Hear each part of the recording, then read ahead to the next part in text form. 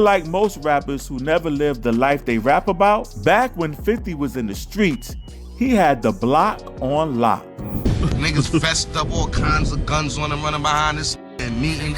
He gotta go to studio, we here. So y'all was Guns, holding them man, down, holding them like down, really like, holding them down. Like, opening doors, like this nigga was a boss for real, man. Say that again? Like we was holding this down like he was a boss for real, man. Yeah, like something like he was a boss. Opening doors, pistols, all that. We was the security. So let me ask you a question. All that music shit, I wasn't with that rapping shit. That nigga crazy. Like, I was slinging crack and dope for real. Uh-huh. You know what I mean? When 50 stopped slinging, the block became mine. Like, Okay, so 50 had the block on lock for a minute? Yeah, he had that shit on, man. The whole hood was pumping for 50. Oh, for the real? The hood. I don't go you sling crack and 9495, you was pumping for 50. Wow. Yeah, he had the whole block pumping. Because once you know your background and you really do half of the things you rap about, because half of these rappers is liars.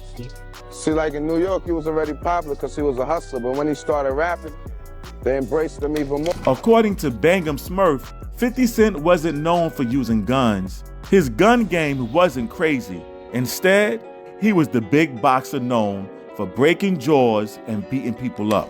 After 50 did what he did, like 50 ain't back down. 50 was banging out in the shit. I know 50 was whooping them niggas' ass, because 50's a big boxing ass.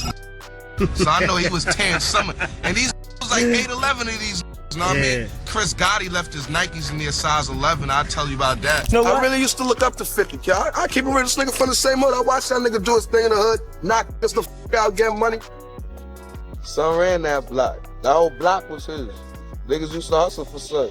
Everybody used to get money for that nigga. Oh, okay, then. You know what I'm saying? But son was always a big ass nigga, you know what I mean? A big boxing nigga. Right. So he used to up in the hood. This gun game wasn't crazy, but he used to whoop niggas' ass, break niggas' jaws, do all of that. 50 was already one of the biggest, youngest drug dealers in the city from when he was just 19 years old. But even after he became very successful, 50 never changed.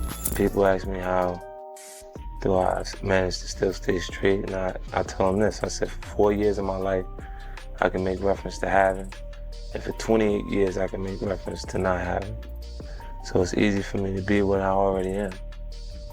You know, so I make reference to my experience, and I write from a perspective of not having a lot more than I write from the perspective of having, because that's the reality of my life. 50 Cent is that multi-millionaire running multi-businesses, but somehow he still makes enough time to be petty and go all in on whoever he had issues with.